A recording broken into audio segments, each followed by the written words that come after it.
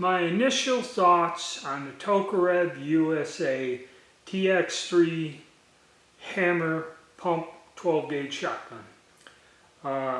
Again, $100 bargain, okay? I picked up the G-Force GF12 pump and wasn't really happy with a lot of the quality, and I had issues with it. It wasn't a good deal. Okay, this one here, so I got this one to see, different company. I had the Titan semi-automatic shotgun, and again, no problems. So I don't know if Titan is the company, or I'm sorry, if Tokarev is the company to look for your shotguns from. So what we had here is just basically, it's kind of a combination, it's not exact. Kind of like a Remington or a Remington 870 or Mossberg 500. It looks the same in that, but it's not quite internally. The parts are different. And this one has a 5-shot tube. That's why the barrel is a little bit longer, and where it locks in is farther up. You can get 5 rounds in the tube for a total of 6, other than most of the other ones were 4 rounds in the magazine tube. And I think that's why these companies make one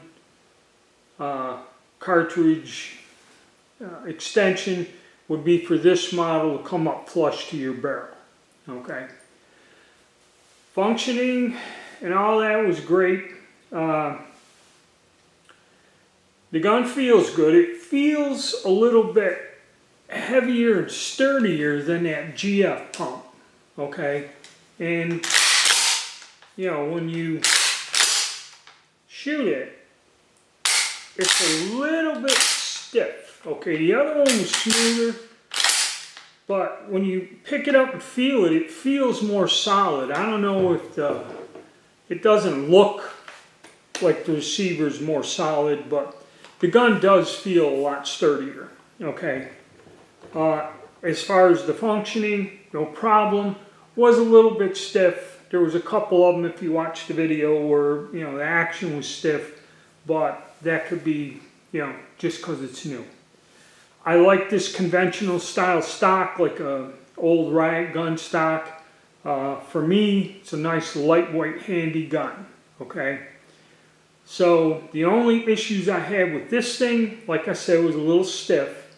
And the only other thing is, like all of these inexpensive shotguns, however they make these barrels or something, the barrels aren't polished out or finished well. The back ends where the chamber and where it comes into the receiver, that tang that locks into the receiver, and then your bolt will lock into a notch. That is like chrome lined, but the barrel itself isn't chrome lined. And however they finish these barrels, and I have found on all of these shotguns, no matter which brand or whatever, they have this weird buildup of fouling. Now, I did flush out this barrel with carburetor cleaner or acetone and get all the packing or shipping lubricant, that heavy lube, out of the gun, and it does the same thing all of them do. When you fire it and you go to clean it, even with a brush, you go in there with a brush and everything, there's some sort of buildup, which looks to me like the plastic from the wads is leaving a fouling in the barrel, and it really doesn't want to come out. I mean, when you look down, when you take the gun apart and look, you know, in the light at the barrel, you see there's something like smeared on the inside of the barrel. And what I've done is, like I said about the Titan, I honed them. I got flex hones, the gunsmithing tool, to hone barrels, polish the inside of a shotgun barrel. And what I do is flex hone them with the rougher and the finish. And I found out that once I do that and smooth them out and polish them a little, that then that fouling comes out with a good stiff bronze brush cleans that plastic, weird plastic fouling out. Because the solvent takes the residue from the gunpowder out, the blackness, but there's another fouling there. Other than that, this gun worked fine, 100%. I didn't shoot 3-inch Magnum shells in it, even though it has a 3-inch Magnum chamber. It should not affect this pump gun in any way more than like a lot of the semi-autos. A steady diet of that could create a problem or put excessive wear on them. I didn't feel the need to it because I don't shoot 3-inch shells. It's not that it wouldn't handle it. There's absolutely no reason why this gun would not work well with any 3-inch Magnum ammo. I just didn't test it because it is a tad bit expensive. And for all my intents and purposes with this weapon, if I decide to keep it, I'd only shoot 2 3/4-inch shells in it. So that's a plus. Now another thing, little mini shells. They didn't work at all in that other pump shotgun. In this one here, I was kind of surprised. I did get them to work. And when I did some more research on it, there's only one shotgun that you can modify with something to work well, and that's the Mossberg. And the reason why the Mossbergs is, see this here, this plate is solid, kind of like on an 870 or 1100. Well, Mossberg just has a piece that's about that wide, and it's like a fork. This is all open. And this lifting arm, or ammo lifter, okay, on a Mossberg, this whole back end's empty, you can get in there. And what they do is they make a little adapter that snaps into the receiver, okay? And what it does is just stops the shells short. Because what happened to me, the first time I loaded it, I'd get a double feed. In other words, the one shell will come out and the mechanism to click and catch the rim of the next shell coming out of the magazine didn't work. So I'd have 2 shells in there. Or when, you know, if you just don't do it right, that shell can move and float around and get jammed. I did get the things to work well, and I shot several of them little mini shells out of there, but when I went to look for some sort of a device to, you know, make it extremely reliable instead of, you know, it can't be done with this firearm.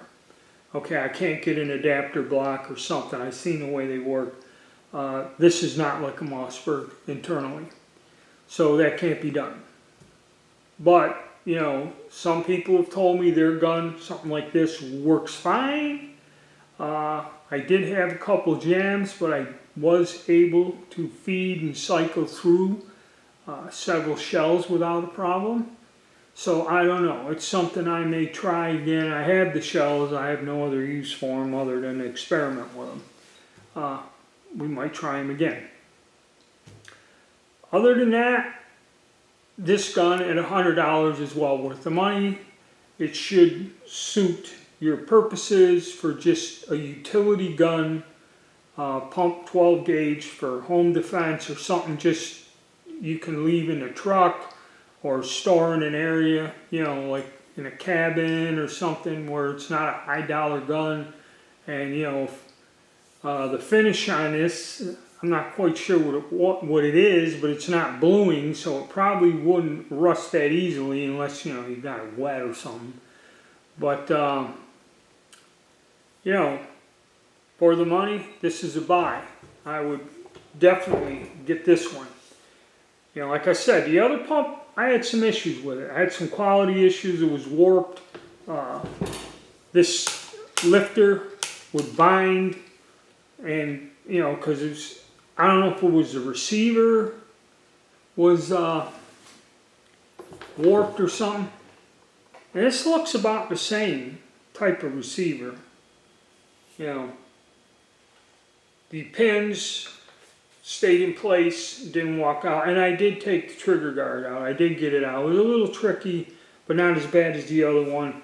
I'm kind of, you know, don't want to do that because I don't want to break it again where the pins will just glide and fall out. That's another $30 for the anti-walk pins.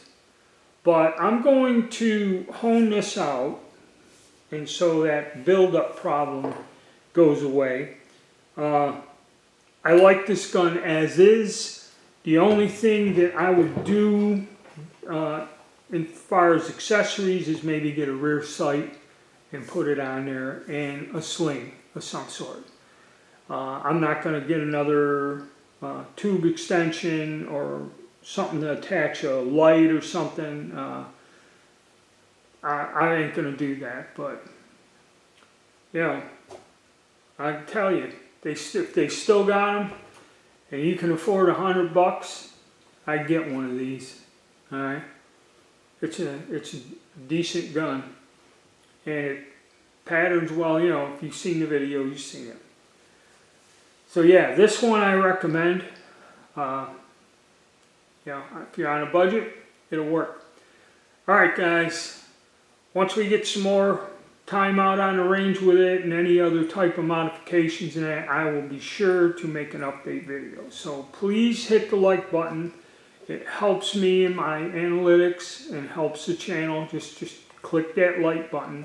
Subscribe, and you know, stay tuned. We'll have some more of these $100 wonders and budget firearms. I got a few handguns that are, you know, down there in the bargain basement bin, and we're going to review them.